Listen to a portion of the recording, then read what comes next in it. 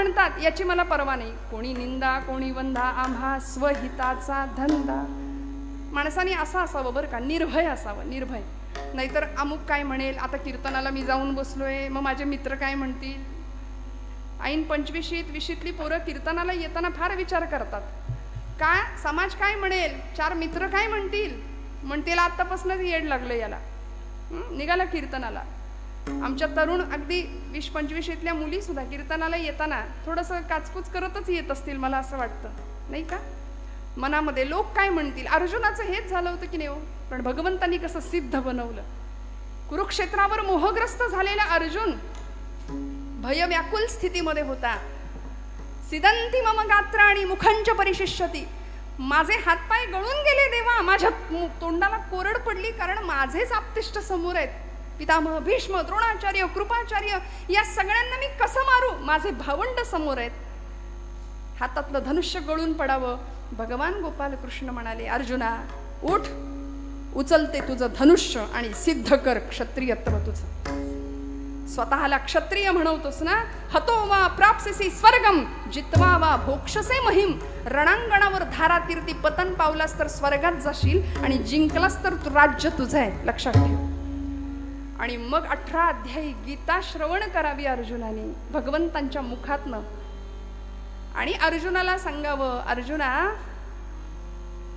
निसंग असलेला मी, माझा संग तू केलास म्हणून या पदाला पोहोचलास. म्हणून तो भगवंतू जो निसंगाचा सांगा तू, तो म्हणे पार्था दत्त चित्तू होई आता.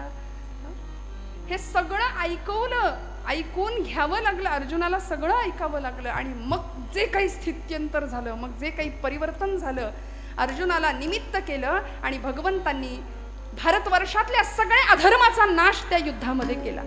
का हो, भक्तांनी निर्भय असलं पाहिजे.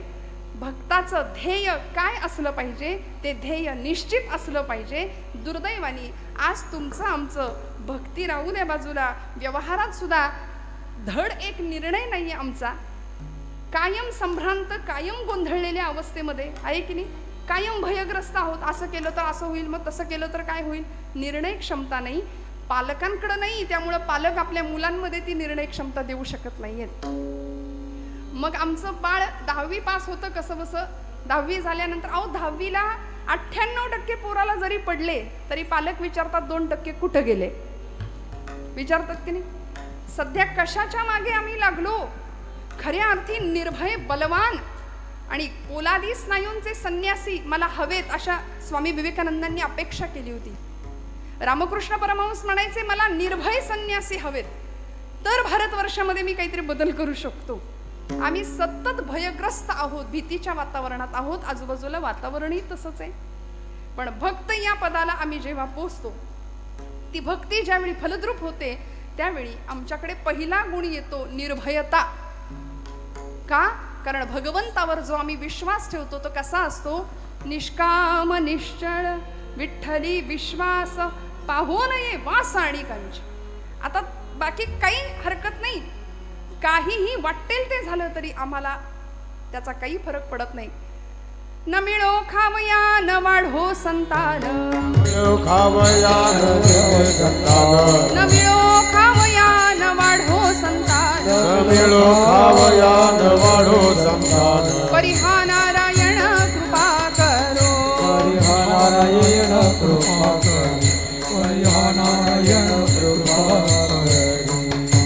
तुटो हे शरीर फुटो हे मस्तक, नामाचा गजर सोडू नये. नामदेव महाराज म्हणले, देह जावो अथवा राहो, पांडुरंगी दृढ भाव. काय भक्तीची परिसीमा असेल. आमचा इतका भक्तीतला सगळा गोंधळ आहे की आम्ही उपास जरी केला तरी दिवसभर इतकं तोंड वाकडं असतं आमचं. भक्ती करताना सुद्धा आम्ही किती संशयाने भक्ती करतो बघा. आम्ही कसे निर्भय होणार, आम्ही कसे चिंतामुक्त होणार. देव आहे की नाही हेच आमच्या डोक्यातनं अजून गेलेलं नाहीये. पक्क ठाम खरंच आहे का देव, नाही तर एवढे उपास तापास करतोय ते वाया जायचं. कोरोनामध्ये लोकांनी घातलेल्या माळा काढल्या की नाही, का? शंका नव्हती. डॉक्टर म्हणले चांगलं चुंगलं खा, काढली माळ. का? खात्री नाही. संशयात्मा विनश्यती असं भगवान गोपालकृष्ण गीतेमध्ये म्हणतात. मग आपण भक्त आहोत ना, मग आपण विभागलेले, विभक्त असता कामा नये. पक्का ठाम विश्वास पाहिजे. हरिभक्त या पदाला पोहोचायचं असेल. आमची भक्ती संशयाने ग्रासलेली आहे. एकाने मला विचारलं, आता श्रावण आलंय, रोज बेलाची पानं भगवंताला व्हावी म्हणतो, सुरुवात केली खरी, पण शंकर पावला नाही तर. हे पुढचंच, अजून सुरुवात पण नाही. आरंभ शूर हा असं म्हणतात आपल्याकडे त्याला. सुरुवात करायची, सुरुवात करतानाच आम्ही नकार इतका जीवनामध्ये भरवलाय. पावला नाही तर काय करायचं म्हटलं, जर तर राहू दे. नाही म्हणले मग देव बदलू का, हे आणि त्याच्यावर. आमची उपासना भगवंताला बदलण्याकरता नाही मंडळी, स्वतःला बदलण्याकरता. अंतर्बाह्य तुमच्या माझ्या जीवनामध्ये परिवर्तन व्हावं याकरता भक्ती आहे. म्हणून म्हणतात दुर्दैव जावं याकरता भक्ती नाही करायची, दुर्दैवाचे घाले सहन करण्याची शक्ती मिळावी याकरता भक्ती आहे. विठ्ठल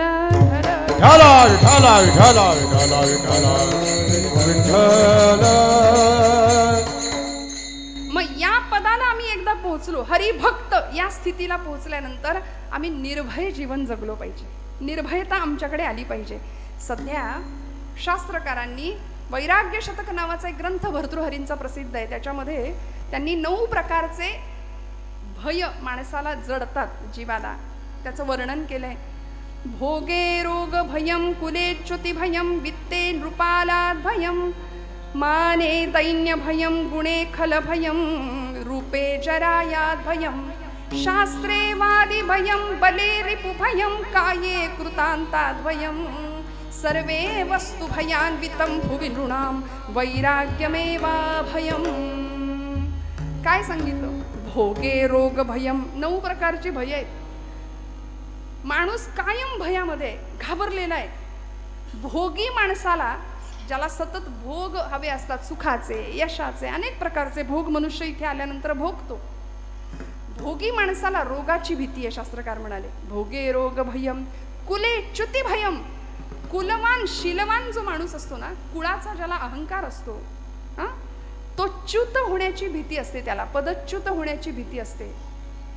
आपण जरा काही वेडवाकडं वागलो तर लोक काय म्हणतील, लोक काय म्हणतील याचाच विचारात तो कायम असतो. भोगे रोग भयम, कुले च्युती भयम, वित्ते नृपालाद भयम. वित्त म्हणजे पैसा.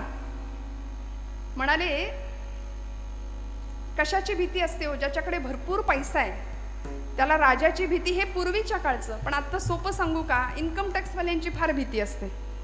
वित्ते नृपालाद भयम, माने दैन्य भयम. मानी माणसाला दीनतेची भीती आहे. जो स्वतःचा मान सन्मान जपण्यामध्येच गुंतलेला असतो ना, तो लोक काय म्हणतील.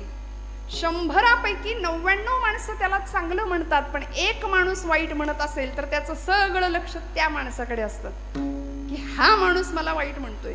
आणि खरं सांगू का, जग चांगलं म्हणतं, शेजारी कधीच चांगले म्हणत नाहीत. म्हणतात का? म्हणून निंदकाचे घर असावे आपल्याकडे म्हण आहे की नाही. पण आपल्या सगळ्यांना चांगले शेजारी भेटले असतील अशी आशा करते बरं का. त्यामुळे जगाने कितीही कुणी काही म्हटलं तरी मानी माणूस दीनतेचं भय बाळगून असतो. माने दैन्य भयम, गुणे खल भयम. गुणवान माणसाला शत्रूची भीती असते. रूपे जरायाद भयम. रूपवान माणूस असतो की नाही त्याला म्हातारपणाचं भय असतं. हे माझं म्हणणं नाही, वैराग्य शतकातला श्लोक आहे भर्तृहरींचा, शास्त्रकार सांगतायत. रूपवान माणसाला जरा म्हणजे म्हातारपणाचं भय आहे. म्हणून तर जगामध्ये आत्ता परवाच तो रेशो सांगितला बघा कुठेतरी, भारतामध्ये 60 लाख नुसती सलून आहेत. म्हणजे सौंदर्य प्रसाधनासाठी जे काही उत्पन्न भारतामध्ये जातंय किंवा लोक त्या गोष्टीकडे जितकं लक्ष देत आहेत. रूपे जरायाद भयम. रूपवान माणसाला म्हातारपणाचं भय आहे. पण हे अंतिम आहे की नाही सत्य. 25व्या वर्षी जी देहाची अवस्था आहे ती 75व्या वर्षी असेल का? मान्य करावं माणसानी. आम्ही कीर्तनामध्ये बऱ्याचदा नारदीय कीर्तन, आता तुम्हाला माहिती आहे मी मागच्या वेळी नारदीय कीर्तन इथं केलं होतं. मग ते उत्सव असा असतो की सलग कीर्तनं एकाच ठिकाणी असतात. मग मी एके ठिकाणी असं म्हटलं, मला राणी लक्ष्मीचं चरित्र सांगायचं होतं, झाशीच्या राणीचं. म्हटलं तरुण मंडळी जरा समोर पाहिजेत. पण मी असं म्हटलं की उद्या जरा काळे केस अपेक्षित आहेत, आज सगळेच पांढरे केस आहेत. माणसं एवढी हुशार, दुसऱ्या दिवशी सगळे डाय करून आले, हेअर डाय. सगळ्यांनी केस रंगवले. आम्ही जागच्या जागी डाय. व्हायची वेळ आली. परिणाम रूपे जरायात भयम. वर्ण तिकीट पाठवले, भगवंतांनी निरोप दिलाय की बाबा झाला तुझा उत्तर रंग सुरू, आयुष्याचा उत्तरार्ध सुरू झाला 40 नंतर, मान्य करावं माणसाने.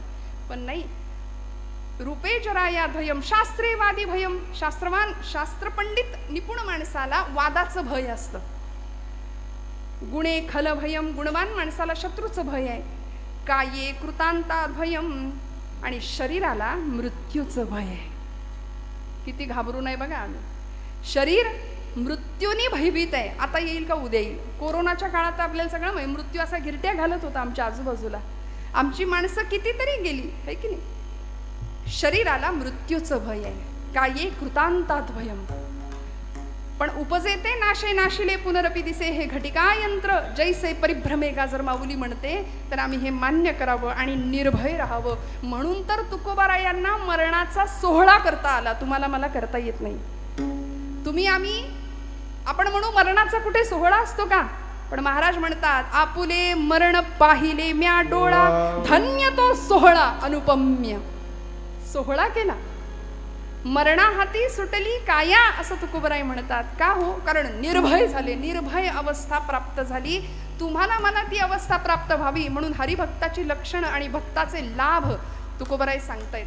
बघा तुम्ही कुठल्याही गोष्टीच्या बाबतीत आम्ही एखादी गोष्ट करायला गेलो तर आपण पहिला प्रश्न विचारतो, मग मी हे केलं तर त्याने मला काय मिळेल. हे मी केलं तर मग काय होईल, मला काय मिळेल, प्राप्ती काय, लाभ.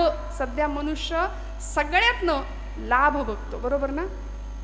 सगळ्या गोष्टीतून आपल्याला काय मिळेल, फायदा काय मिळेल. तुकोबरायांना आमच्या सगळ्यांची ही मनोवृत्ती माहिती आहे. म्हणून म्हणले भक्ती करा, हरिभक्त व्हा, तुम्हाला काय काय मिळेल. मोठीच्या मोठी यादी सांगितली या अभंगामध्ये. पहिली गोष्ट निर्भयता तर आहेच आहे, आणि अशी निर्भयता होती म्हणून अनेक हरिभक्त भक्तीच्या प्रांतामध्ये यशस्वी झाले. नवे पांडुरंगाला, आपल्या उपास्य देवतेला आपलंसं केलं. आमची राधाराणी असेल, मीराबाई असतील, कान्होपत्रा असतील, जनाबाई असतील. जनाबाईंना तर सुळावर चढवण्याची शिक्षा सुनावली गेली नव्ह, पण निर्भय होत्या.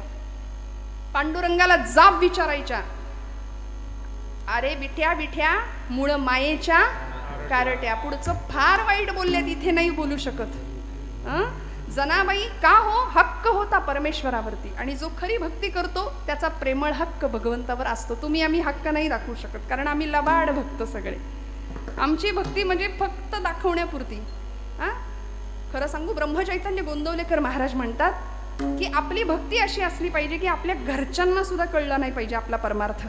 इतका लपून परमार्थ पाहिजे. आपल्या शेजारच्याला सुद्धा कळलं नाही पाहिजे. आम्ही मात्र सगळीकडे दाखवत आमचा परमार्थ करतो. जनाबाईंचा परमार्थ असा होता, दळिता कांडिता तुझं गायीन अनंता. जात्यावर दळायला बसावं आणि पांडुरंगाला बोलवावं. दिशा उजळल्या गेला कोंबडा अरवून, दिशा अरवून, सूर्याचं किरण येती डोंगरा मागून. हो, सूर्याचं किरण येती डोंगरा मागून.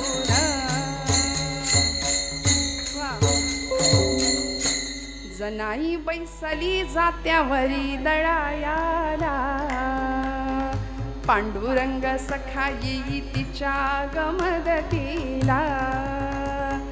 घरच्या पिठाची घालू भाकर पती देवा, ही गोडी अमृताची पांडुरंगा वाटे हेवा. भगवंतांनी धावत यावं, जनाबाईंनी सांगावं, पांडुरंगा सख्या ये रे, हाक मारावी, आणि भगवंतांनी धावत यावं. जने जने आलो ग, जनी मांडते दळाणा, नाम ओठी घोळते, भारी जड हे जाते तुझी या विना. पांडुरंगा, संसाराचा ताप झालाय, संसाराचा उद्वेग झालाय. संसार म्हणजे ज्या संसारामध्ये आम्ही सुखाची अपेक्षा करतो तो संसार दुःखमुळे एवढ्यावरच थांबू नका. संसारच दुःख आहे. विठ्ठल विठ्ठल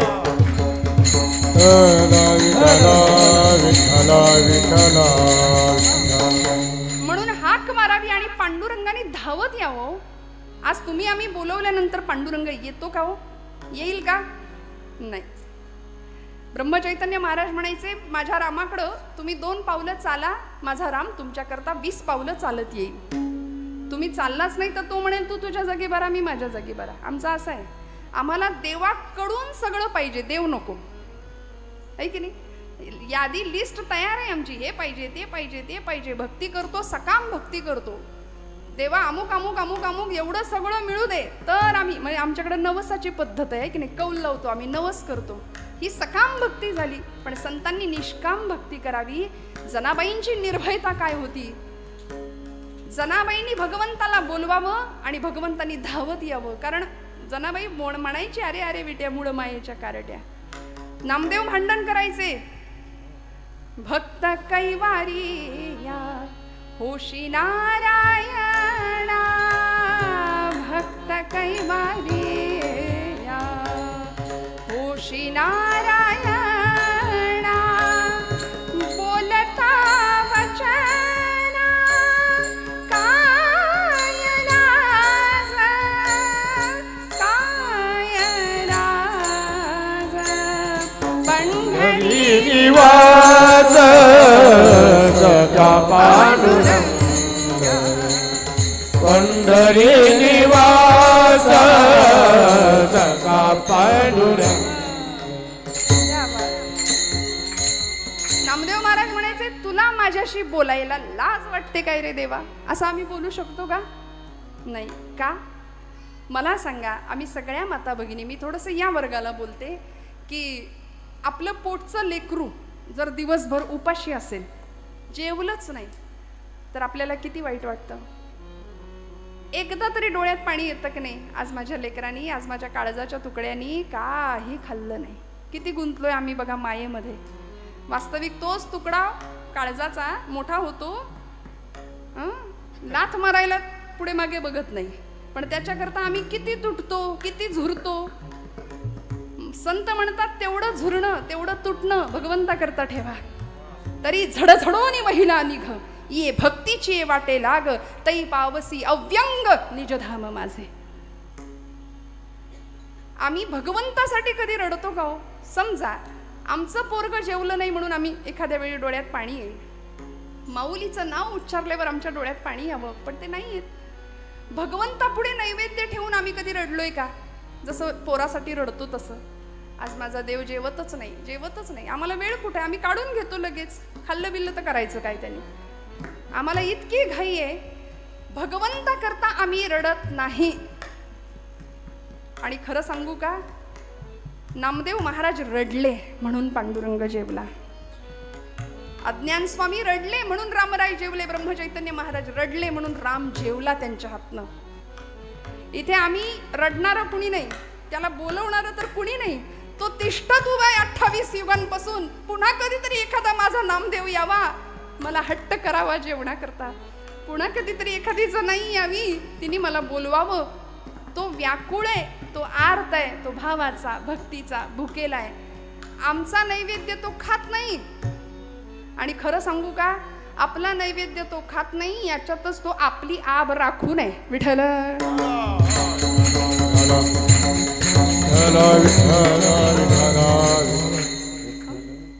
आहे की नाही? भगवंत आपला नैवेद्य खात नाही, हे बरं आहे एका अर्थी. त्यांनी जर खायला सुरुवात केली तर अनंत हस्ते कमलावराने, देता किती घेशील दो कराने, नेईल जेव्हा ते तू क्या करानी, किती रक्षसी मग दो करानी. इतकं दिलंय त्यांनी, आणि ते सगळं जर काढून घ्यायला लागला तर मग काही आपलं खरं नाही. जनाबाईंनी आर्ततेने भगवंताला बोलवावं आणि भगवंतांनी सांगावं, मीही होतो एकला, करमेना मुळी मला जने. जने मलाही नाही करमत ग, आरसा मला गे दिधला, तुझे याद ठेला. पांडुरंगा सख्या आलास करे, हात तुझा लागला रे, जात झालं हलक हलक, दारी आलं अमृत पिक, तुझी याद ठेला. पांडुरंगाने सांगावं, जने काय सांगू, मीही होतो एकला, करमेना मुळी मला. आणि असा संवाद भगवंताचा जनाईचा चालावा. आपल्या सगळ्यांना कथा माहिती आहे, मी काही वेगळं सांगत नाहीये. एखादी कथा जर सांगायला लागली ना, लोक म्हणतात ऐकलंय, माहितीये, परत काय. हे स्वतःला सॉफिस्टिकेटेड समजणारी माणसं बरं का, कीर्तनातली. श्रद्धा नाही, भाव नाही, व्यवहारातलं मोठेपण इथं सुद्धा जपणारी काही मंडळी असतात, पण आपल्यापैकी तसं नाहीये कोणी, याची मला जाणीव आहे. त्यावेळी प्रत्येक वेळी आमचा भाव जागृत होतो, आम्ही तिथं पोहोचतो. जनाबाईंचा भाव काय असेल एका क्षणापुरतं का होईना आम्हाला जाणवतं. आणि ज्यावेळी पांडुरंगाने दळायला सुरुवात करावी, भगवंताला सांगावं जनाईनी, पांडुरंगा तुला सवय नाही बाबा, कंबर बिंबर दुखेल.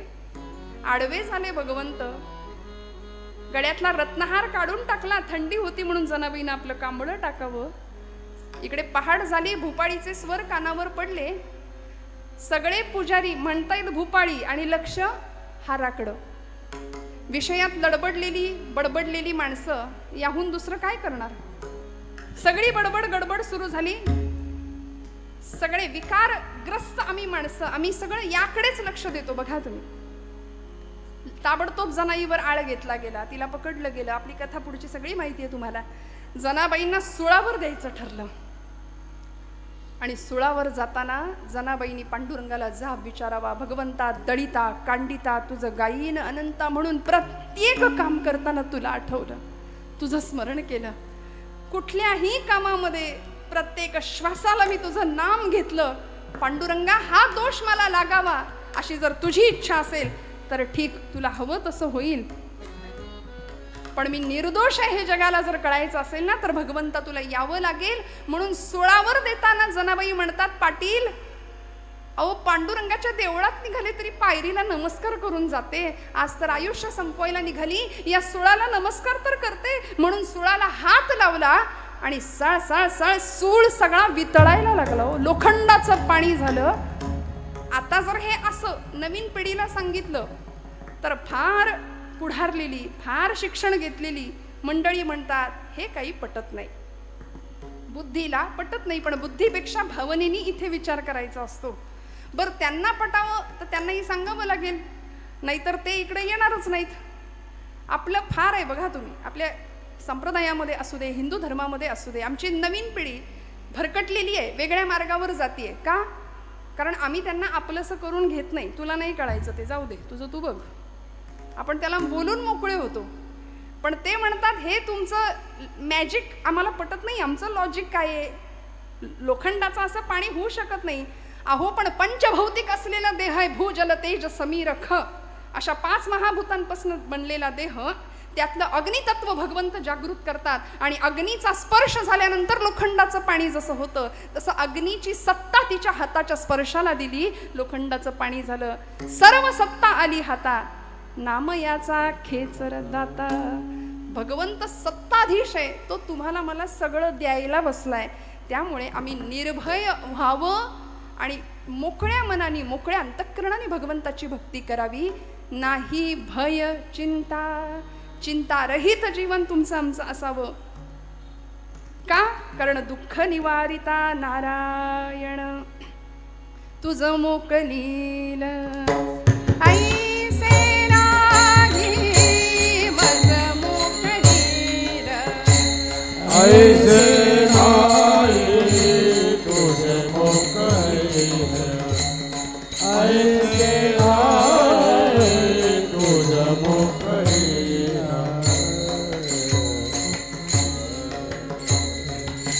सकल जीवांचा करीतो सांभाळ, मज मोकलील ऐसे नाही, मज मोकलील ऐसे नाही. सकल जीवांचा करीतो सांभाळ, तुझ मोकलील, तुझ मोकलील ऐसे नाही, ऐसे नाही. चिंतारहित असावं, सकल जीवांचा करीतो सांभाळ, तुझं मोकलील ऐसे नाही. का बरं आपल्याला सोडेल? कारण तो कसा आहे, दुःख निवारिता नारायण तुकोबराय म्हणतात. आणि मग हे सगळं कळायचं असेल तर आम्ही काय केलं पाहिजे? अभंगाचं 2रं चरण. न लगे वाहने संसार उद्वेग न लगे वाहने संसार उद्वेग टाल वाजवा न लगे वाहने संसार उद्वेग न लगे वाहने संसार उद्वेग न लगे वाहने संसार उद्वेग जडून दीपांग देवराव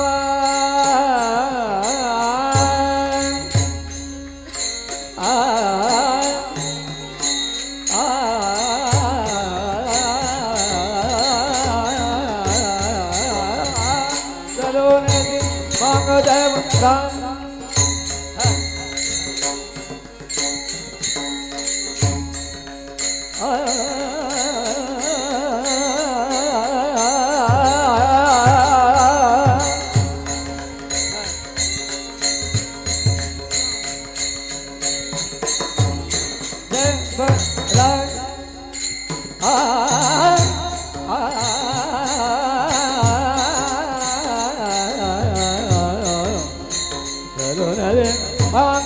देवराव राजा देवराय देवराय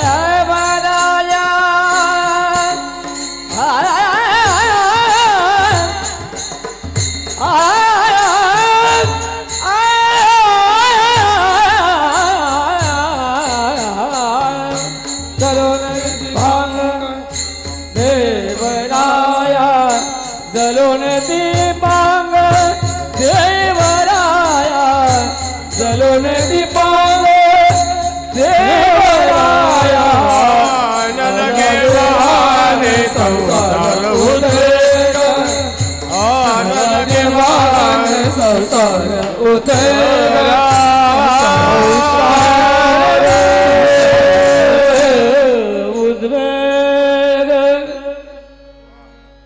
न लगे वाहणे संसार उद्वेग जडोने दीपांग देवराव. तुकोबरायांनी सांगितलंय भगवंतावर एकदा विश्वास ठेवला की नाही की संसारातला उद्वेग करायची गरज नाही. न लगे वाहणे संसार उद्वेग जडोने दीपांग देवराव. भगवंत उसणं शिल्लक ठेवत नाही. कर्ज ऋण भगवंत सगळं फेडतो, व्याजासहित फेडतो.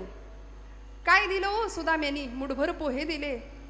ऋण तरी मुठभर पोहे त्याच्या व्याजात हे मनगरी ती. व्याज म्हणून सुवर्ण नगरी दिली. मग म्हणाले मुद्दलाचं काय झालं? मुद्दलात मुक्ती देणे ही कोण्या साहुकारीची रीत. मुद्दल म्हणून मुक्ती देऊन टाकली सुदाम्याला. भगवंत सगळं फेडतो. दरबारामध्ये दुःशासनाने केसांना धरलं होतं, फरफटत आणलं होतं. दयेची याचना करत होती आमची द्रौपदी माता. कितीतरी अर्जव करत होती, विनवण्या करत होती, भीक मागत होती रक्षणाची. द्रोणाचार्य, कृपाचार्य, अश्वत्थामा, पितामह, भीष्म, एकापेक्षा एक बलाढ्य महारथी पांडव प्रतापी होते. पण तरी सुद्धा नाही कोणी धावलं लज्जा रक्षणासाठी. दोन्ही हात सोडून हात उंचावले आणि भगवंताला सांगितलं, हे भगवंता, हे माधवा, हे अनंता, हे मधुसूदना, धाव म्हणून. आणि भगवंतानी सगळं ऋण जडोने दीपांग देवरावा. नाही सोडलं, नाही ठेवलं, सगळं फेडून टाकलं. एका चिंधीचं ऋण सहस्त्रपटींनी वस्त्र पुरवलं द्रौपदीला त्या परिस्थितीमध्ये. आज आम्ही भगवंताचे भक्त म्हणवतो, वारसदार म्हणवतो, स्वतःला हरिभक्त म्हणवून घेतो. पण भगवंताचे हे गुण सुद्धा तुमच्या माझ्यात आले पाहिजेत याचा विचार आम्ही करत नाही. महाराज म्हणले, नलके वाहणे संसार उद्वेग. ज्या संसाराला तुम्ही आपलं आपलं आपलं कवटाळून बसलाय तो संसार वास्तविक तुमचा नाही. ते सगळं इथं राहायचंय. आम्ही असे बांधावर उभे राहतो आणि येणाऱ्या पाहुण्याला सांगतो, ते झाड दिसतंय का, तो डोंगर दिसतोय, तिथपर्यंत सगळं माझं. ती वसुंधरा माता, ती धरणी माता हसते तुमच्यावरती, म्हणते याचा पणजा सुद्धा हेच म्हणायचा, याचा आजा सुद्धा हेच म्हणायचा. हे सगळं अहंता आणि ममता या दोन गोष्टी अत्यंत घातक आहेत. मी आणि माझं.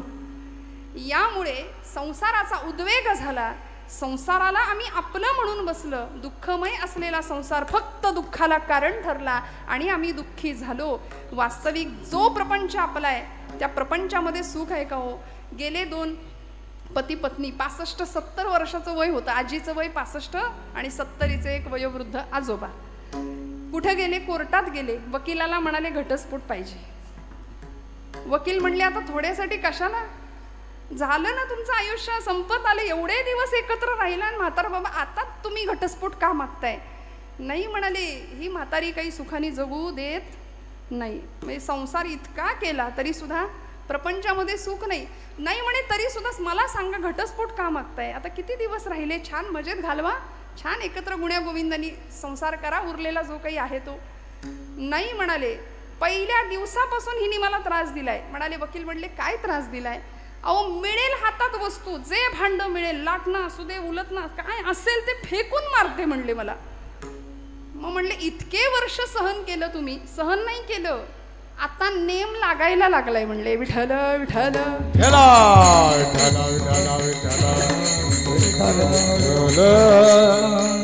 इतके दिवस सगळी प्रॅक्टिस झाली म्हणूया.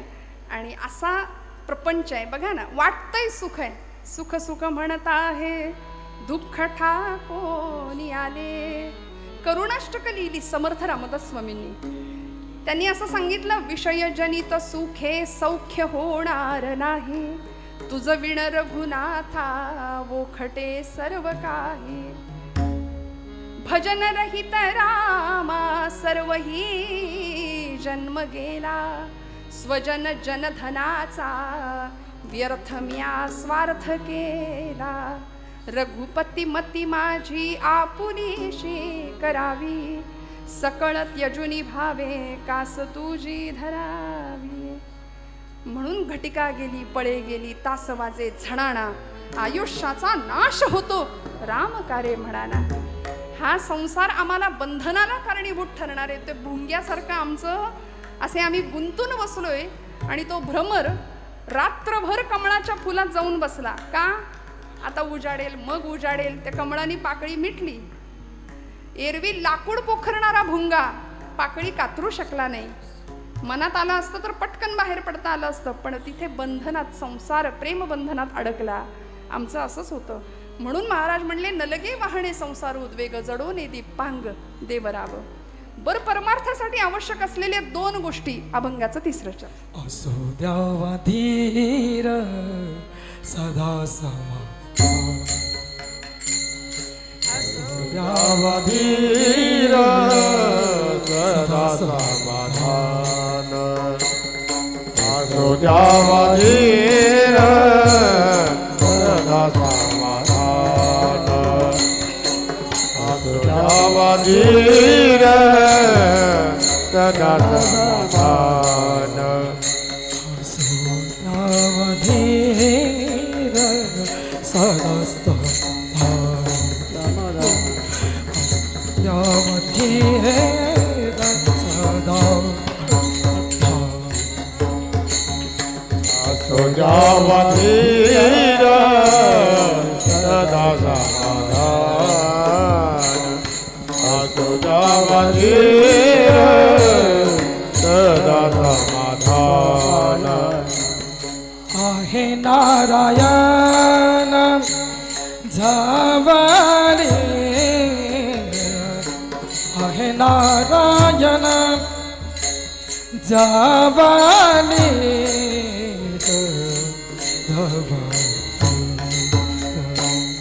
नगे वाहने संसार उद्वेग, नगे वाहने संसार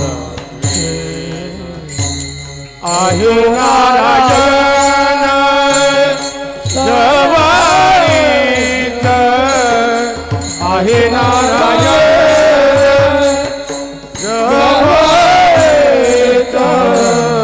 जवळीत. नलगे वाहने संसार उद्वेग, नलगे वाहने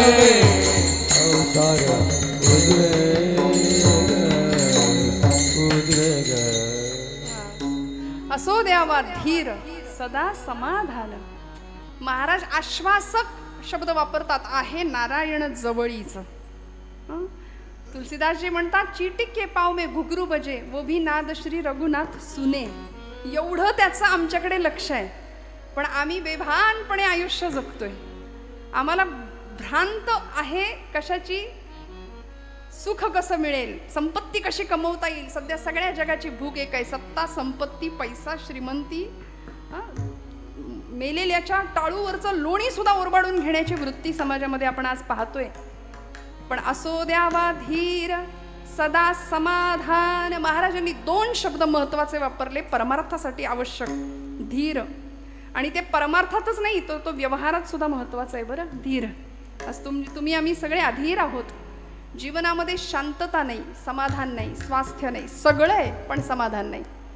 50 लाखाचा मोबाईल, टीव्ही सगळं आहे घरामध्ये. पोरांकडे गाड्या मस्त, अगदी त्या शिवजयंतीला पुंगळ्या काढून फिरवतात. जगाचं काही बेफिकीर, जगाचं भानच नाही हो आम्हाला. व्यसन आणि फॅशन याच्या आहारी गेलेली आमची तरुणाई. मला कधी कधी वाटतं त्यांच्या त्या पॅन्ट बघितल्या तर असं वाटतं माणसांपेक्षा उंदरं जास्त आहेत की काय घरात यांच्या. सगळं शिकवायची वेळ आली की नाही, केशभूषेपासून वेशभूषेपर्यंत. का हो, कुठे चाललो आम्ही? एक काळ असा होता, म्हणजे एखाद्याच्या घरात आपण गेलो आणि पटकन चहा आला समोर. पूर्वीच्या काळी गुळाचा चहा प्यायची पद्धत पूर्वी. आता जुनं ते सोनं म्हणून आता आम्ही तेच करतोय, आहे की नाही. पूर्वी माणसं दूध न घातलेला चहा द्यायची, तेव्हा आपली माणसं काय म्हणायची, म्हणजे गरीबाच्या घरचा चहा, काळा चहा. आता ते श्रीमंतीचं लक्षण झालंय. ठिकठिकाणी फाटलेले ग्रीन टी, अजून ब्लॅक टी, त्याला नावं दिली आम्ही, वा वा, लेमन टी. बरं, ठिकठिकाणी फाटलेल्या जीन्स, ते श्रीमंतीचं लक्षण झालं. आमच्या इथल्या आजीनी सांगावं, साडी फाटली तर जोडून रफू करून, आहे की नाही, वापरायची. गरिबीत माणसांनी हे दिवस काढले म्हणून नव्या पिढीला हे सगळं भोगायला मिळतंय. आणि आम्ही हे सगळं विसरून घरातलं 2 वर्षाचं पोर घरातल्या म्हाताऱ्या आजीला म्हणतं, आजी तू गप, तुला काही कळत नाही. आणि तुम्ही आता कसे हसला तसेच घरातले सगळे हसतात, किती हुशार बाळ आहे. त्याला 2 वाजवल्या पाहिजेत की नाही त्यावेळेत.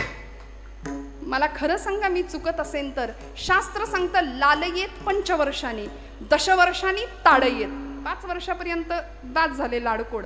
10 वर्षाच्या पुढे, 5 वर्षाच्या पुढे पोरग गेलं की फटके देता आले पाहिजेत वेळेच्या वेळी. नको तिथे नाही तितकं जर कौतुक झालं ना, तर मग फार भरकटले पण यायला वेळ नाही लागत. बाप हसत हसत 5 वर्षाच्या पोरांनी मांडलेली चापट सुद्धा सहन करतो आणि म्हणतो, माझं बाळ किती हुशार आहे. मग तेच बाळ मोठं झाल्यावर हाताऐवजी लाथ वापरतं आणि वृद्धाश्रमाची वाट दाखवतं. मला काही दिवसांपूर्वी वाचलेला रेशो आहे, भारतामध्ये हिंदू धर्मीयांची वृद्धाश्रम जास्त आहेत. किती लाजिरवाणी गोष्ट आहे. मुस्लिम पंथामध्ये आपल्या आईवडिलांना वृद्धाश्रमात पाठवायची व्यवस्था किंवा पद्धतच नाहीये, ते सांभाळतात. आज तुम्हाला आम्हालाच आमचे पालक जड का होत आहेत? का आमची पोरं वृद्धाश्रमाचा रस्ता आईवडिलांना दाखवतायत? सगळं असून बेवारस असल्यासारखे पालक वर्ग का बरं? रक्ताचे पाणी करावं, हाडाची काढं करावी, सगळं करावं. का हो? आम्ही अधीर झालो. असंयमित जीवन, मर्यादे पलीकडचं जीवन आज आम्ही बघतोय, भोगतोय आजूबाजूला. इथल्या प्रत्येक पुरुषांनी, माता भगिनींनी मला सांगावं की आमची तरणी ताठी पोर जर घरातनं बाहेर पडली आणि संध्याकाळी 7 वाजून जरी गेले आणि ती घरात नाही आली तर आमच्या काळजाचा ठोका चुकतो की नाही? का हो? कारण मर्यादे पलीकडचं जग आज आपण बाहेर पाहतोय. मग अशा परिस्थितीमध्ये आम्ही भपकेपणाकडे लक्ष द्यावं, भब्बकपणाकडे लक्ष द्यावं की आहे त्याच्यामध्ये समाधानी राहून खऱ्या अर्थी आमच्यातलं आत्मतत्व जागृत करावं, खऱ्या अर्थी परमार्थाची कास धरावी आणि मुलींना स्वसंरक्षण कसं करता येईल यासाठी आम्ही त्यांना सिद्ध आणि कटिबद्ध बनवलं पाहिजे की नाही? मला सांगा. असे टपून बसलेत, कधी आमच्या उमऱ्यात येतील सांगता येत नाही. लव जिहादवाले आमच्या पोरीबाळींना फूस लावून फसवून घेऊन जातायत, धर्मांतर सरळ घडतायत. आणि हा परिसर तुम्हाला, मला काही, मी काय सांगावं इथं येऊन? आपण सगळं जाणता, आपल्या सगळ्यांना सगळं माहिती असतं. फक्त ज्यांनी बोलायला हवं ती मंडळी बोलत नाहीत, म्हणून सगळं बिघडतंय. नको बोलायला हवे त्यांचे आवाज भयंकर वाढतायत. धर्मावरती विशिष्ट प्रकारे घाला घातला जातोय. आमच्या देवी देवतांवर, आमच्या संतांवरती नको त्या प्रकारे प्रहार केले जातात आणि आम्ही शांतपणे बसलोय, कुणाच्या घेण्यात नाही, कुणाच्या देण्यात नाही, आम्हाला कशाची फिकीर नाही, परवा नाही. महाराज म्हणले असो द्यावा धीर सदा समाधान. समाधानी संतांना जमलं, महापुरुषांना जमलं, वीरांना जमलं. मला सांगा, सावरकर आले होते बॅरिस्टरीचा झगा पांघरून लंडनवरून, बॅरिस्टर होऊन आले होते, पण ती पदवी नाकारली. इथं आल्यानंतर 2 BHK 3 BHK घेता आला असता, बंगले बांधता आले असते, जमिनी घेता आल्या असत्या. संतांना करता आलं असतं की नाही? माऊलींना विचारावं, माऊली तुम्ही काय केलं इथं येऊन, तुम्ही काही घेतलं का एकरभर जमीन? माऊली म्हणले, हे विश्वची माझे घर, ऐसी मती जयाची स्थिर, किंबहुना चराचर आपणची झाला. म्हणून आज तुम्ही आम्ही बंगले बांधतो, पण आमच्या घरामध्ये माऊलींचा फोटो असतो. वसुधैव कुटुंबकमची भावना संतांना समजली, कारण ते सदैव समाधानी होते. तुकोबराय म्हणले, ठेविले अनंते तैसेची राहावे. आणि हे समाधान प्राप्त व्हावं याकरता आमच्या संतांनी प्राणपणाने प्रयत्न केले, लढले. किती? 11:30 पर्यंत वेळ आहे आपल्याकडे का नाही? 11:15. बरं, टाइम लिमिट दिलेला आहे. अशी समाधानी वृत्ती तुमच्या माझ्याकडे असेल. बघा, समाधान पाहिजे की नाही? नाहीतर आपलं दिलंय म्हणून घ्यायचं 12 वाजेपर्यंत. आम्हाला नारदीय कीर्तनाची फार सवय, 2-2.5 तास आपलं एकटंच बडबडत बसायचं. पण हे आहेत याचं भान ठेवलं पाहिजे. विठ्ठल विठ्ठल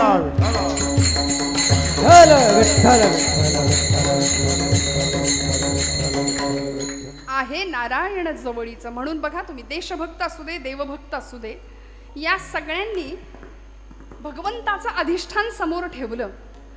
16व्या वर्षी छत्रपती शिवप्रभूंनी रायरेश्वराच्या मंदिरात जाऊन रोहिडेश्वराच्या किल्ल्यावर 150 मावळ्यांच्या धारोष्ण रक्ताचा अभिषेक शंभू महादेवाला घातला होता. का? सामर्थ्य आहे चळवळीचे, जो जो करील दयाचे, परंतु तेथे भगवंताचे अधिष्ठान पाहिजे. स्वतःसाठी उत्तम जगता आलं असतं, पण नाही. भक्त या पदाला, मग तो मातृभक्त असू दे, देशभक्त असू दे, देवभक्त असू दे. भगतसिंग ऐन 22व्या-23व्या वर्षी ही पोरं फासावर गेली. कल्पना करा, आमच्या घरातली 22-23 वर्षाची पोरं, काय वय होतं, पण तरी सुद्धा देशमातेसाठी प्राणांचं बलिदान दिलं. आणि ज्यावेळी फाशीच्या तख्तावर उभे राहिले होते भगतसिंग, मेरा रंग दे बसंती चोला, माहे रंग दे बसंती चोला, त्यावेळी भगतसिंगांची आई त्या कारागृहाच्या बाहेरच्या बाजूला रडत होती, भिंतीला कान लावत होती, त्या भिंतीवरून हात फिरवत होती, मेरा भगत फांसी पे जा रहा है. सगळा समाज विचारत होता की आई साहेब तुम्ही का रडताय? मुलगा फासावर चालला म्हणून रडता का? नाही म्हणाल्या. नाही, मेरा भगत आज जा रहा है इसलिए मैं नहीं रो रही हूँ. मेरा भगत जा रहा है, मातृभूमि के लिए जा रहा है, ये मुझे पता है. भगत जा रहा है इसका अभिमान है.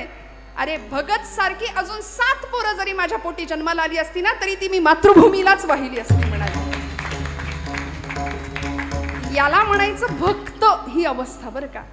मग राष्ट्रासाठी, देवासाठी, धर्मासाठी प्राणावर उदार होण्याची भूमिका आमच्या सगळ्या संतांनी, महापुरुषांनी, वीरांनी निभावली.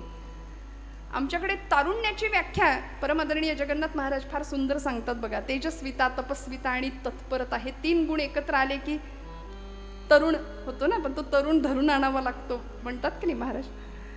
पण या तरुणाईला कशाला म्हणायचं हो तरुण? अंगापिंडानी बळकट, मजबूत स्नायू, बलदंड शरीर यष्टी म्हणजे तरुण का? नाही. तेजस्विता, स्वामी विवेकानंद म्हणाले, तपस्विता आणि तत्परता हे 3 गुण आले की आम्ही सगळे तरुण. मग 75 वर्षाचे शेलार मामा सुद्धा तान्याला म्हणायचे, तान्या चढव यशवंती, म्या मारीन उदय भान्याला. गडाला पण सिंह गेला तेव्हा चमत्कार घडतो, जेव्हा 75 वर्षाचे शेलार मामा तिथे प्राणांची आहुती देतात, तिथे लढतात.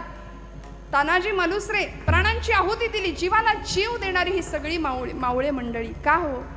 कारण शपथच घेतली होती 16व्या वर्षी, हे राज्य व्हावे ही तो श्रींजीच्या रक्ताचा अभिषेक केला होता शंभू महादेवाला. देवीचं अधिष्ठान ठेवलं होतं.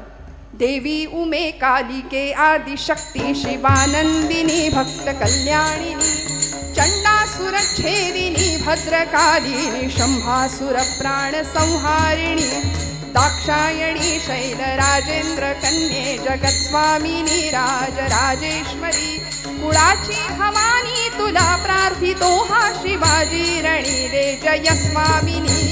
देवी उमे मे कालिके आदिशक्ति शिवानंदिनी भक्त कल्याणिनी चंडासुरच्छेदिनी भद्रकालिनी शंभासुर प्राण संहारिणी. कुळाची भवानी तुला प्रार्थितो हा शिवाजी रणी दे जयस्वामिनी. आई जगदंबेची पूर्ण कृपा होती म्हणून हा राजा सिंहासनाधीश्वर छत्र चामर परिधान केलेली पण तरी सुद्धा गळ्यामध्ये देवी भक्तीची कवड्याची माळ घालत होता. हातामध्ये पोत घेऊन देवीचा भुतिया म्हणून गोंधळी बनून नाचत होता. ए गोंधळी गोंधळी अंबेचे गोंधळी गोंधळी गोंधळी आम्ही आंब्याचे गोंधळी. गोंधळी गोंधळी आम्ही अंबेचे गोंधळी. गोंधळी गोंधळी आम्ही आंब्याचे गोंधळी. आमचा घालावा गोंधळन वासुदेव हरिनाम संबळ. आमचा घालावा गोंधळ वाजो हरिनामे संबळ. तिथं विठूचा राऊळ तिथं संतांचा गोंधळ. जिथं विठूचा राऊळ तिथं संतांचा गोंधळ.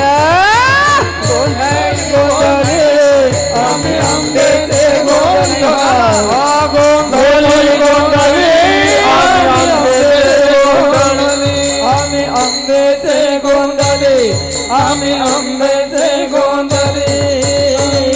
आई राजा उध उध म्हणून हातात पोत घेऊन का हो सामर्थ्य आहे चळवळीचे जो जो करील तयाचे परंतु तेथे भगवंताचे अधिष्ठान पाहिजे म्हणून स्वराज्यावर आलेली सगळी संकट परतावून लावण्याचं धैर्य साहस पराक्रम आणि ताकद होती कारण निर्भय अवस्था प्राप्त झाली होती. हरीची या भक्ता नाही भय चिंता. कारण जिजाऊ माऊलींनी अगदी लहानपणापासून हरिभक्ती शिकवली होती. रावणाला मारणारा राम शिकवला होता. कंसाला मारणारा कृष्ण शिकवला होता. पराक्रमी कीचकाची छाती फोडणारा भीम शिकवला होता. आता आमच्या पोरांना विचारा भीम म्हणजे काय हो. ते पोरग म्हणतं छोटा भीम कार्टून मधला लाडू खातो. पण पांडव प्रताप पांडव गीतेमध्ये वर्णन केलंय. धर्मो विवर्धति युधिष्ठिर कीर्तनेन पापं प्रणश्यति वृकोदर कीर्तनेन माद्री सुतो कथयतां न भवन्ति रोगाः. शत्रुं विनश्यति धनंजय कीर्तनेन. प्रत्येक पांडवाचं गुणवर्णन केल्यानंतर आम्हाला फायदा आहे लाभ आहे. धर्मो विवर्धति युधिष्ठिर कीर्तनेन धर्मराजांबद्दल ऐकल्यावर बोलल्यावर धर्मभावना जागृत होते.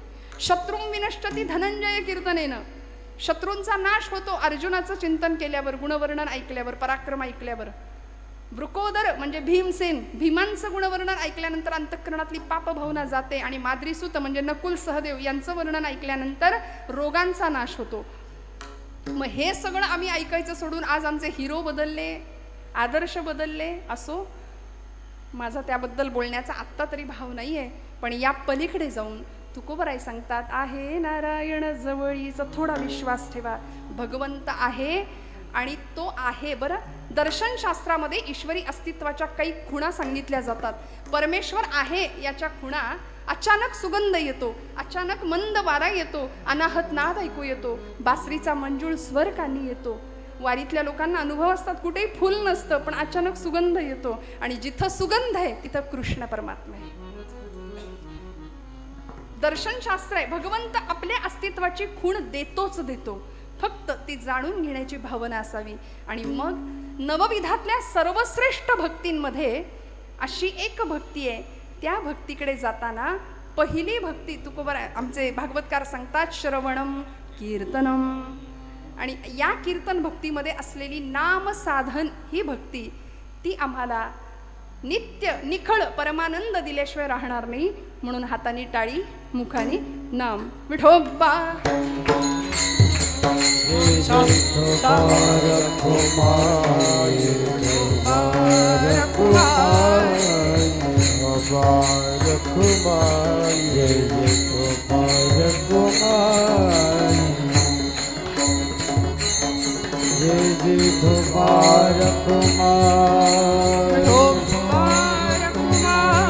जय जय जय विठोबा रखुमाई जय विठोबा रखुमाई जय विठोबा रखुमाई जय विठोबा रखुमाई जय विठोबा रखुमाई जय विठोबा रखुमाई जय विठोबा रखुमाई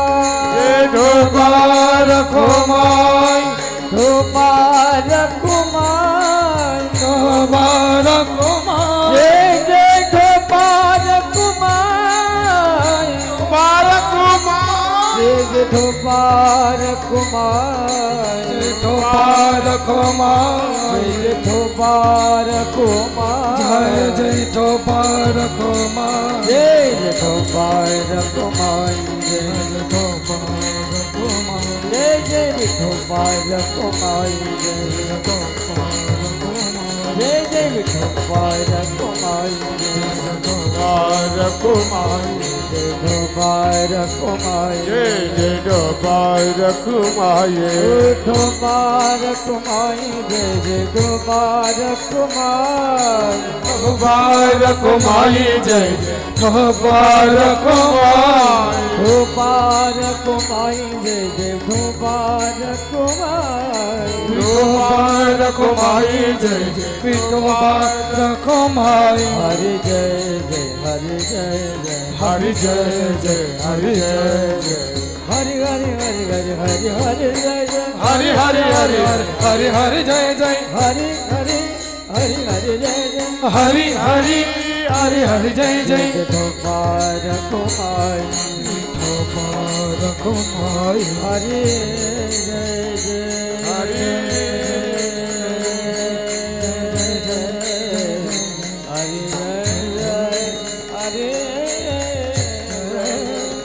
हरि जय जय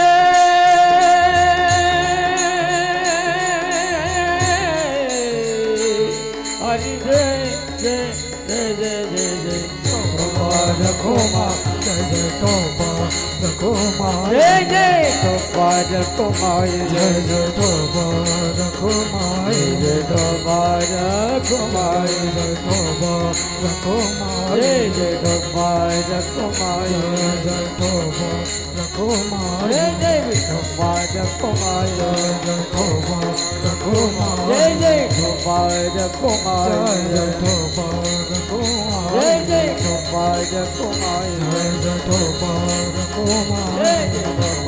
रखुमाई जय जय विठोबा रखुमाई विठोबा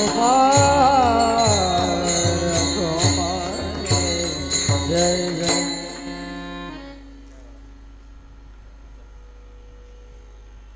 वडघरमधल्या सगळ्याच लोकांचा उत्साह, कीर्तनावरचं प्रेम आणि संतोष भाऊंचं नियोजन आयोजन सर्वच अप्रतिम आहे, यात शंका नाही.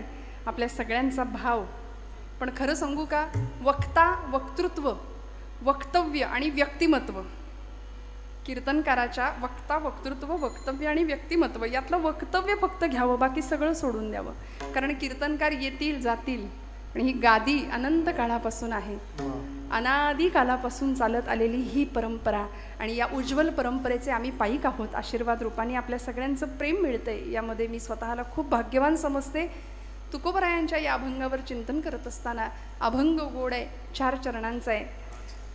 हरीची या भक्ता नाही भय चिंता, दुःख निवारिता नारायण, न लगे वाहणे संसार उद्वेग, जडोने दीपांग देवराव, असो द्यावा धीर सदा समाधान, आहे नारायण जवळीच, न लगे वाहणे संसार उद्वेग, जडोने दीपांग देवराव. भागवतामध्ये नवविधा भक्तीचा उल्लेख आहे. श्रीमद भागवत महापुराण या ग्रंथामध्ये कथा आहे, प्रल्हादानी आपल्या पित्याला म्हणजे हिरण्यकश्यपूला नवविधा भक्ती पटवून सांगितली. श्रवणं कीर्तनं विष्णो स्मरणं पादसेवनं अर्चनं वंदनं दास्यं सख्यं आत्मनिवेदनं. श्रवण भक्ती पहिली आहे. का हो, मूल जन्माला आल्यानंतर लगेच बोलायला सुरुवात करतं का? नाही, पहिल्यांदा आजूबाजूच्या जगाचा कानोसा घेतं, ऐकायला सुरुवात करतं, मग हळूहळू बोलायला सुरुवात करतं. पहिली भक्ती आहे श्रवण. म्हणून श्रवणाचे मिसे बैसावे येवोनी, साम्राज्य भुवनी सुख नांदे. मनाचा मारू न करता, इंद्रियांना त्रास सुद्धा न देता, माऊली काय म्हणते, येथे मोक्ष असे आयता श्रवणाची. श्रवण भक्तीचं महात्म्य आमच्या सगळ्या संतांनी पटवून दिलंय. आणि त्या पुढची भक्ती जी आपण आता करतो, कीर्तने महादोष जाती, कीर्तन चांग होय अंग, असा महिमा कीर्तन भक्तीचा आहे की तुकोबराय म्हणतात, ब्रह्मज्ञाना हाती घुटवीन लाळ, ऐसा या कीर्तनी ब्रह्मरस, मुक्त आत्मस्थिती सांडवीन. काय संतांचा दृढ विश्वास आहे बघा या नामभक्ती विषयीचा.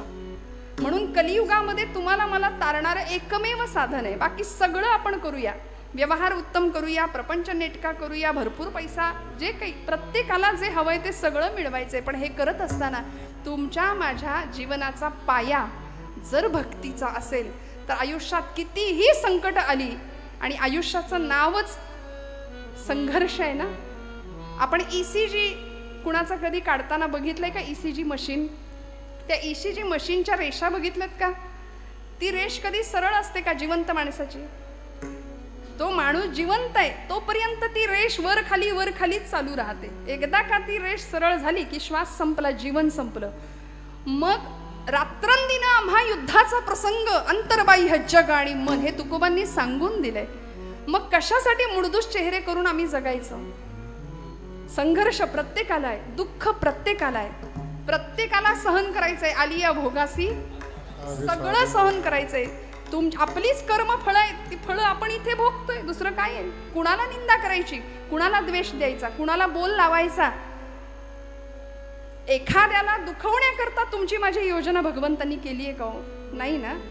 मग हे सगळं जाणीव ठेवावी आणि भगवंताशी असं विलक्षण वेगळं आगळं नातं जोडावं की ते आम्हाला श्रवण, कीर्तनम, विष्णुस्मरणम, पादसेवनम, अर्चनम, वंदनम, दास्यम, सख्यम आणि आत्मनिवेदनापर्यंत घेऊन जाईल. म्हणून तुकोबरायांनी एक नातं भगवंताशी जोडलं शेवटच्या चरणात. भैरवी तुका मने माझा सखा पांडुरंग, तुका मने माझा सखा पांडुरंग, तुका म्हणे माझा सखा पांडुरंग, तुका म्हणे माझा सखा पांडुरंग.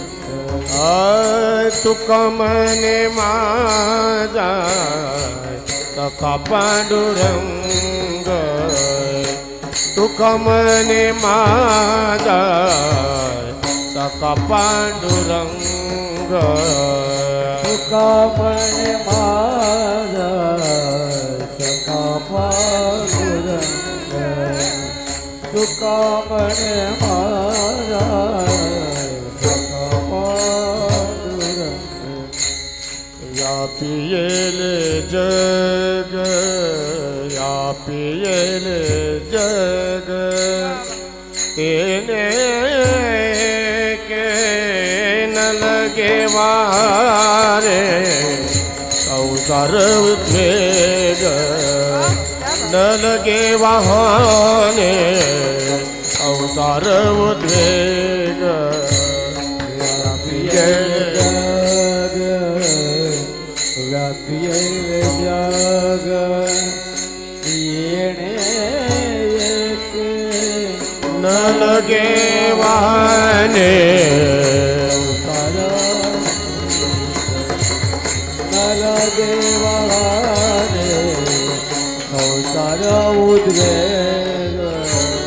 जडून दीपांग देवराव, जडून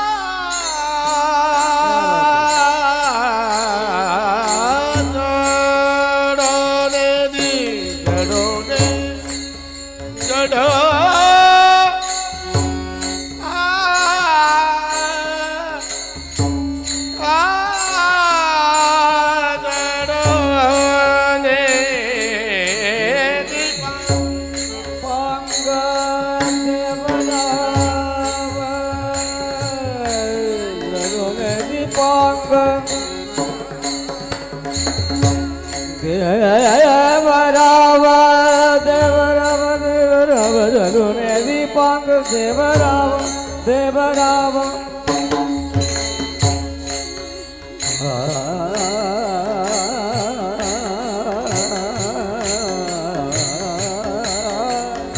देवराव जलो नदी देवराव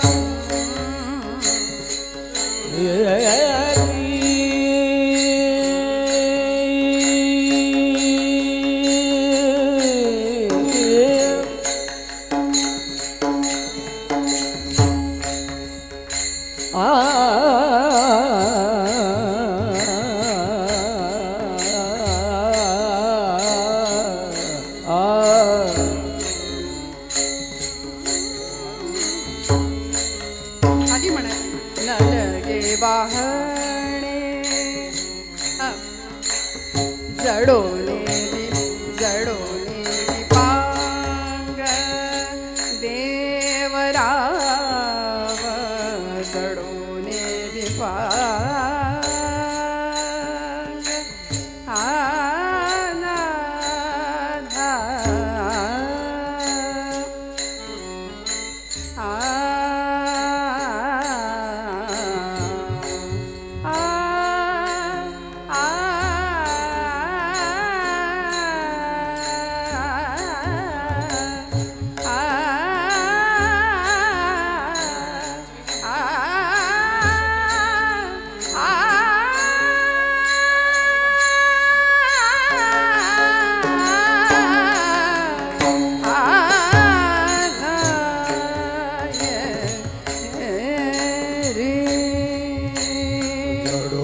दीपांग जडोने दीपांग देवराव नलगे वाहने संसार उद्वेग नलगे वाहने संसार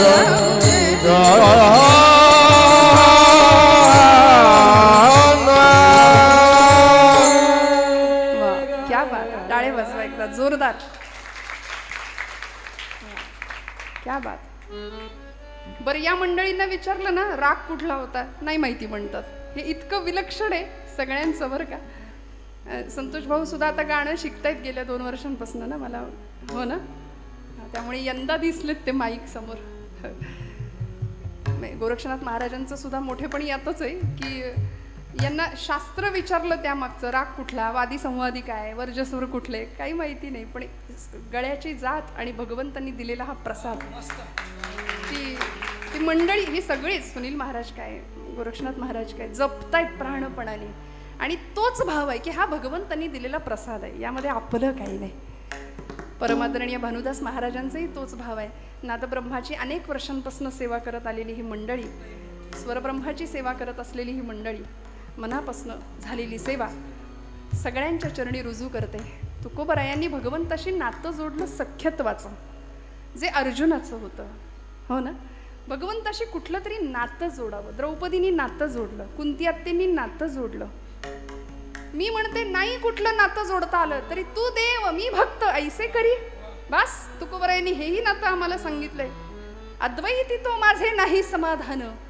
ठेवून निराळा राही मज देव भक्तपण सुखाचा सोहळा भगवंता तू देव मी भक्त ऐसे करी नको ब्रह्मभाव नको आत्मस्थिती मला काही नको भगवंता तुझ्याशी नातं असं जोडू दे की जगात कुणीही प्रयत्न केला तरी ते तुटता कामा नये त्याला भगवद्गीतेमध्ये भगवंतांनी शब्द वापरलाय ममई मांशो जीवलोके जीवभूत सनातन मनःषष्ठाणी इंद्रियाणी प्रकृती स्थानी करशती सनातन संबंध बस झालेली सेवा भगवंत चरणावर अर्पण करते बोलत असताना काही वेळ वाकडं गेलं असेल तर मोठ्या अंतःकरणाने क्षमा करा आपण सगळे ज्येष्ठ श्रेष्ठ श्रोतृवर्ग मनापासून सगळ्यांना हृदयस्थ परमात्म्याला नमस्कार करते आजच्या कीर्तनाचे संयोजक आयोजक सगळ्यांच्या चरणी कृतज्ञताभाव व्यक्त करते आणि सेवेला विराम देते ज्ञानेश्वरा ज्ञानेश्वर माऊली महाराज ज्ञानेश्वर माऊली विठ्ठल जय जय विठ्ठल जय विठ्ठल जय जय जय विठ्ठल जय जय विठ्ठल जय विठ्ठल जय जय बोलिलेले गोरे वेडुआ गोरे उत्तरे करा क्षमा अपराध महाराज तुम्ही सिद्ध नाही उच्चारिला अधिकार म्या पुला करा क्षमा अपराध महाराज तुम्ही सिद्ध का म्हणे ज्ञानेश्वरा राखा पाया वेगेंकरा करा क्षमा अपराध महाराज तुम्ही सिद्ध रामकृष्ण हरी. जय हरी.